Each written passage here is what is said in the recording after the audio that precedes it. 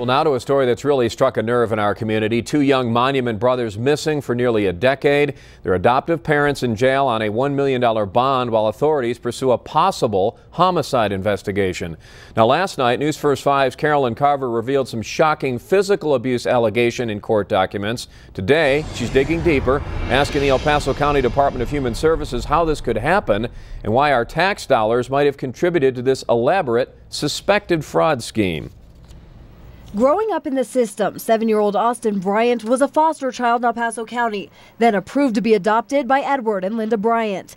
But as documented in this arrest affidavit, witnesses claim Austin endured serious physical abuse at the hands of Linda Bryant. The witnesses never knew the older Edward Bryant, reportedly missing for years before Austin even disappeared.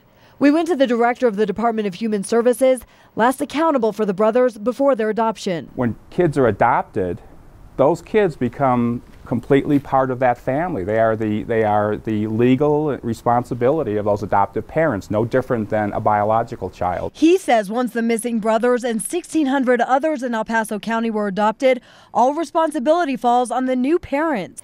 So their well-being is only checked if there's a report of abuse. In light of what may have happened to Austin and Edward, we asked, is that enough? DHS Director Rick Benson says most of the time it is. We don't know what happens to people who commit heinous crimes, especially against children. We still don't understand it. I'm not sure I'll ever understand it. Then we wanted to know why authorities say the Bryants collected nearly $175,000 from El Paso County taxpayers, even though the court papers allege DHS knew the family moved to Texas. You take ownership at the county. We did the adoption in El Paso County. We accept financial responsibility for it until the kids are 18. So we asked what's stopping people from adopting just for the cash. Well, they have to demonstrate financial stability and independence prior to adoption. He says there are comprehensive measures and background checks in place to prevent this type of alleged abuse and fraud. At this moment, you stand 100% behind DHS and all the decisions made up until now. I stand behind our policies and programs as they currently exist, but we're always willing to look at processes in any case that comes forward. We'll review our practices, and we're not afraid to change those to improve the system. So until we find out what really happened to Austin and Edward Bryant, we can only question if the system they grew up in really works. Reporting in Colorado Springs, Carolyn Carver, News First 5.